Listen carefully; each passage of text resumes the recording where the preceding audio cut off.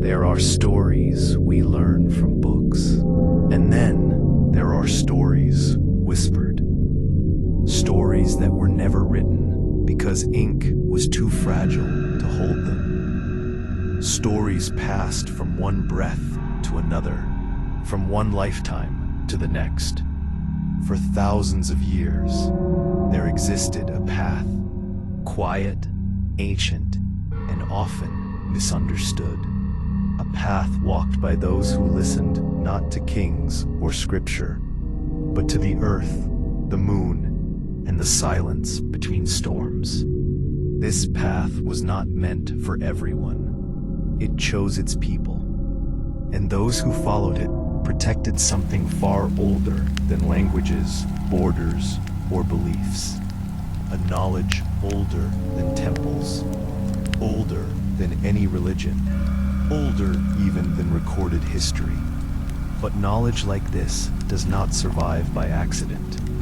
It survives because someone protects it, someone guards it, someone remembers. In every century, in every land, in every moment when the world tried to erase the old ways, there were individuals who stood quietly between destruction and memory. Not warriors, not priests, not rulers, but keepers, watchers, guides, people who looked ordinary, yet carried wisdom that stretched beyond generations. They were the invisible thread connecting what once was to what still survives. Tonight, we step into their story, not to romanticize it, not to fear it, but to understand it. Because to understand the craft, truly understand it, we must look beyond symbols, spells, and rituals, and into the hearts of those who protected it when the world turned dark. So settle in, let the noise of the outside world fall away, and listen, because some knowledge doesn't demand attention. It waits, silent, patient, until the right moment and the right seeker finally arrives. Welcome to Historic Isles, the guardians of the craft. There are stories hidden between history and memory, stories never recorded, yet never forgotten. Someone carried them, protected them, guarded them. Some made sure they didn't disappear into silence. Not everyone who walked the path of the craft was a practitioner. Some were protectors, not warriors with weapons, but sentinels armed with silence.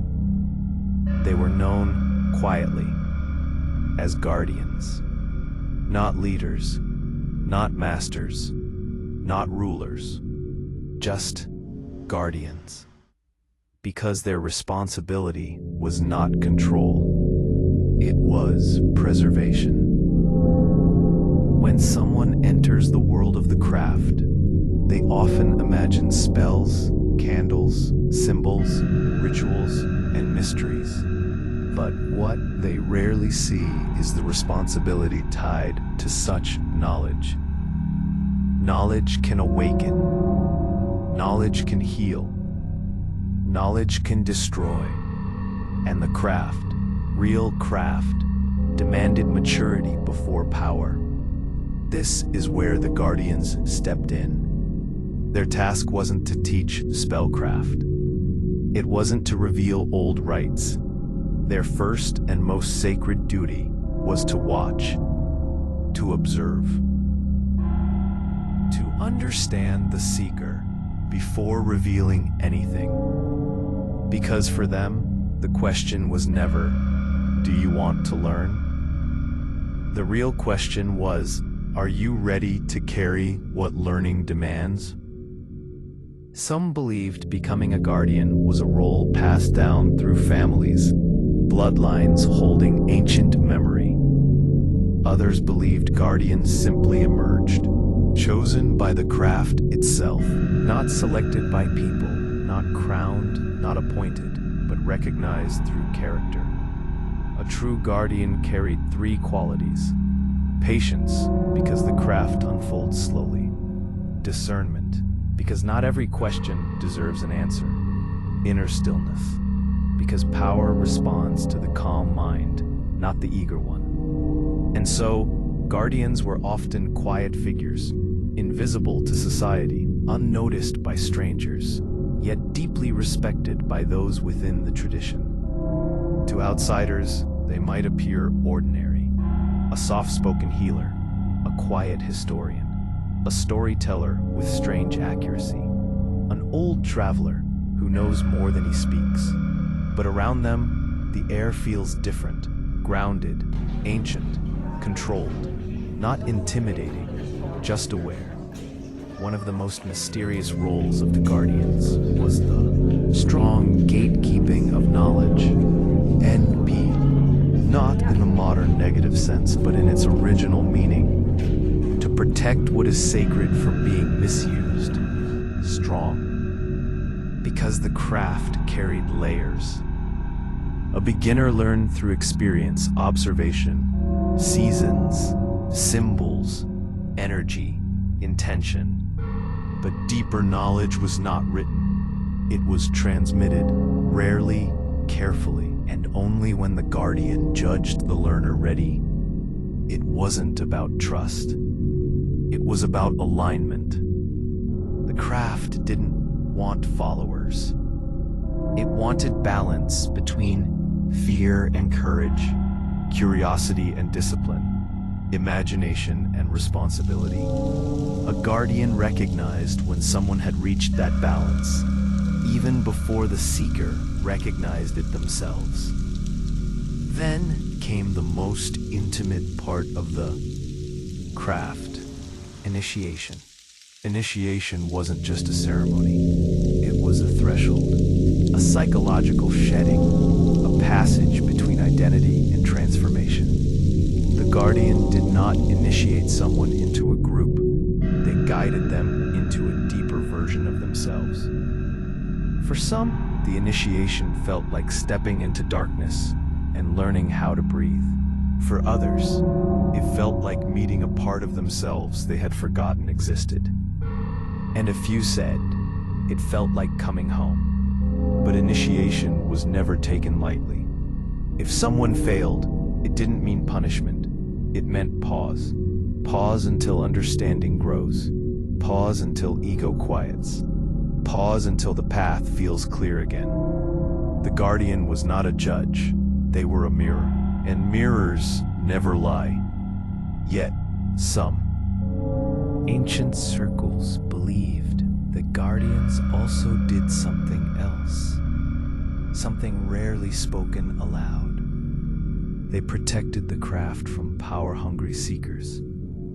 Because history has shown repeatedly, where knowledge exists, ambition follows. Where secrets exist, hunger grows. Some approached the craft for curiosity, some for healing, some for connection. But a few, a dangerous few, approached for dominance. Those were the ones the guardians turned away gently, or firmly, or disappeared from entirely. Because the craft was never meant to feed the ego. It was meant to awaken awareness. To misuse power was to sever one's connection to it. So when necessary, guardians preserved the craft through silence. Not confrontation, not argument, just disappearance, like mist fading at sunrise. As time shifted, cultures changed, empires fell, religions rose, boundaries and beliefs shifted like sand. And yet, the guardians remained. Some adapted, blending into monasteries, libraries, universities, herbal shops, or academic circles. Others retreated to forests, to mountains to places untouched by noise. A few lived hidden in crowds, invisible by intention, but all held the same purpose: to ensure that the craft did not become entertainment, to make sure no one reduced it to spectacle, fear, superstition, or chaos, to keep the fire of understanding alive, not for everyone, but for the ones who would carry it responsibly. Today, many ask, do the guardians still exist? Some believe they lost purpose in the modern, but others feel something else. Sometimes you meet someone who listens differently, who asks the right questions, slowly, calmly, without rush, who answers without ego, who carries quiet confidence without the need to prove anything. Someone who never claims power, yet you feel it in their presence. Somewhere inside, something whispers, you're in the presence of a guardian. Maybe they are rare now. Maybe they are watching silently. Maybe they are waiting. Not for followers, not for attention, but for the moment the world becomes ready to understand, not just believe. Because belief comes easily, understanding requires transformation. And the craft has always been a path of transformation, not identity. So as we continue this journey, remember, knowledge is not the reward. Readiness is. Curiosity opens the door. Patience allows you to step through. But wisdom decides whether the door stays open. Not every secret is meant to be spoken. Not every truth is meant to be rushed. And not every seeker becomes a guardian. Some protect history. Some protect memory. But guardians, they protect meaning. Unquote.